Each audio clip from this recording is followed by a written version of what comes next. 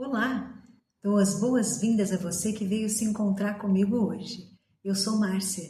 Eu vim falar com você sobre algo fundamental para os seus estudos. O meu objetivo aqui é um só. Eu quero ajudar você a acelerar o seu caminho até a universidade, acertando mais questões de física, mesmo que você considere que a matemática é o seu pior pesadelo. O tema de hoje é: por que você não precisa ser gênio da matemática para acertar a física? Mas antes de entrar no tema propriamente dito, eu quero deixar bem claro com quem é que eu estou falando aqui hoje. Eu estou falando com você, vestibulando que cansou de encarar problemas de física sem saber nem por onde começar a resolver. Estou falando com você que sente a pressão do tempo passar, de chegar ao Enem e o vestibular e você querer muito provar para sua família que você é capaz de passar. Agora, se você se considera mestre em exatas ou está passando por aqui para tentar descobrir algum truque milagroso para passar sem estudar, então definitivamente eu não estou conversando com você. Eu quero falar com quem quer um método real e um raciocínio claro. Sabe o que está separando você da lista de aprovados e te deixando no quase? Você precisa dominar uma coisa. Se você passar horas tentando decorar fórmulas fora do contexto de problemas, você não vai conseguir bons resultados. Você precisa, para sair da estaca zero, entender o fenômeno descrito pelo problema de física e não tentar entender direto a conta. Você percebe a oportunidade que se abre para você? Parar de lutar contra a matéria e considerar que ela é sua aliada? Em vez de travar e desistir, você segue um treinamento e um passo a passo. Você ganha pontos, você ganha calma, você ganha tempo e você ganha autoconfiança e você consegue conquistar a sua vaga na universidade ainda neste ano. Veja bem, existe uma grande diferença entre fazer conta e pensar física. Física sempre trata de um acontecimento real, uma lâmpada acendendo, um movimento acontecendo, energia sendo transferida, enquanto a matemática é só o idioma usado para descrever esse fenômeno, esse acontecimento. É como um tradutor que precisa não pegar as palavras avulsas, mas dentro do contexto da história. Imagina você tentando traduzir o idioma fora do contexto. Não dá para você tentar entender a fórmula sem entender o problema e a descrição do fenômeno. Ouve bem essa ideia aqui.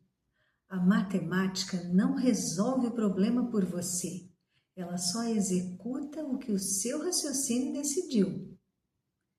Para a gente desmontar esse bicho de 7 cabeças, a gente vai usar o método DSA. Olha, a gente tem D de desenhar, S de substituir, A de aplicar. Olha só.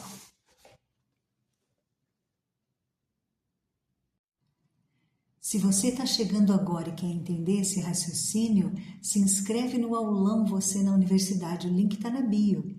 Então vamos lá, método DSA, começando com D de desenhar. Você vai literalmente desenhar o fenômeno que o problema descreve. Depois S de substituir, você vai substituir os desenhos pelas letras das palavras-chave e pelos valores delas que foram dados. E vai ver qual é a letra que não tem dados, que é a que você precisa descobrir. Pela prática que você tem de exercícios semelhantes, você já memorizou as fórmulas e quando você olha as letras e os valores, a fórmula já vem na sua memória imediatamente. Então você entra na letra A de aplicar. É só nessa hora que você começa a efetivamente usar a matemática. Vamos ver um exemplo? Imagine um carro que está a 90 km por hora e precisa parar em 50 metros.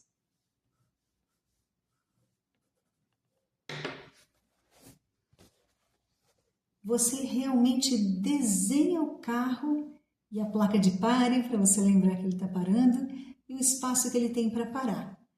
Aí agora na S de substituir, você vai colocar os valores e o que foi dado. Então, você sabe que a velocidade é de 90 km por hora e você sabe que o espaço que ele tem para percorrer até parar é de 50 metros. Então, você coloca isso, olha lá, velocidade 90 km por hora e o espaço que ele vai percorrer, 50 metros. Eu tinha esquecido de colocar as letras, né? Espaço percorrido, delta S, 50 metros. Velocidade V, né? 90 km por hora. Veja bem que o espaço está em metros, que é a unidade de medida do Sistema Internacional, e a velocidade está em quilômetros por hora. A gente tem que transformar. Então, você divide por 3,6 e você vai obter... Já vou virar para você.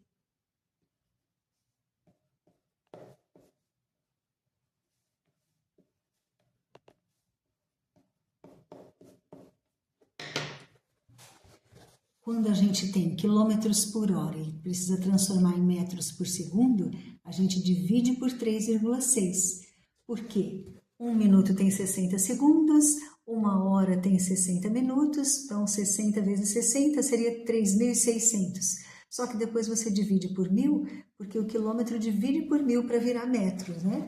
Então você divide 90 km por hora por 3,6 e você fazendo a divisão dá certinho 25 metros por segundo. Então é esse valor que você vai usar na fórmula.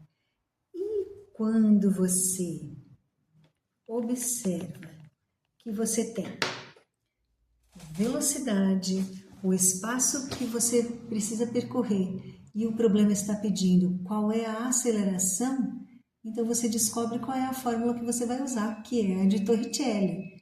E veja bem, antes mesmo de colocar esses valores e de pensar na fórmula por causa das letras que apareceram, você já pensa o seguinte: 90 km por hora, pela sua experiência de vida, é uma velocidade de estrada, uma velocidade alta, que normalmente a gente não consegue andar dentro da cidade, não é? E se ele tem só 50 metros para parar, ele vai ter que desacelerar, não é? Porque estava com 90 km por hora, que era a velocidade de estrada, ou 25 metros por segundo, e precisa parar, chegar na velocidade zero, em 50 metros, que é a distância de meio quarteirão. Então, a gente já sabe que vai ter que ter uma aceleração negativa e bem alta para dar tempo de parar em meio quarteirão da velocidade de estrada que estava. Então, a gente vai poder colocar aqui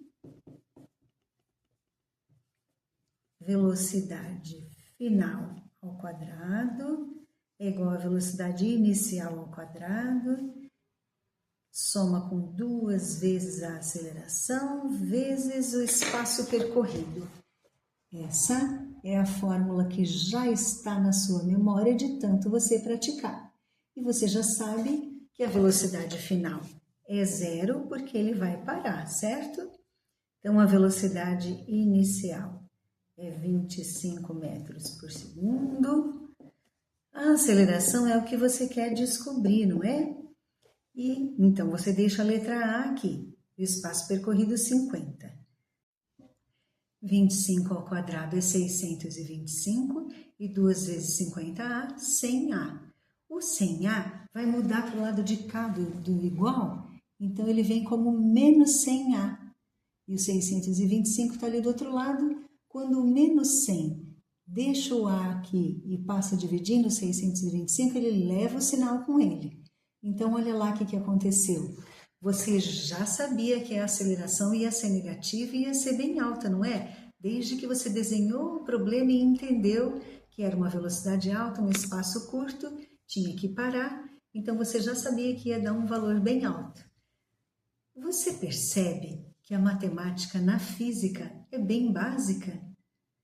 Tem gente que acha que precisa saber cálculo 1 da engenharia e fica morrendo de medo, quando na verdade os erros comuns que a gente comete são de vírgula, são de sinal, alguma coisa bem simples, não é? Quem aqui nunca acertou uma conta e errou um problema porque não percebeu que o objeto estava subindo em vez de descer? Isso foi um erro de física e não de matemática, não é verdade? A matemática na física é bem básica. 80% das questões de física a gente consegue resolver com regra de 3, com as 4 operações básicas na equação e, às vezes, analisando gráficos e sem precisar fazer conta. Também a gente precisa de um pouco de potência de 10. Não é nada tão complicado assim, não é verdade?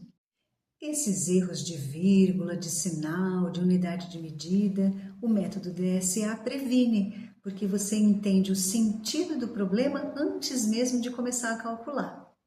No aulão Você na Universidade, no dia 7, a gente vai aprofundar nesse assunto. Se inscreve se você ainda não está inscrito. Tá lá o link na bio. A gente se vê então.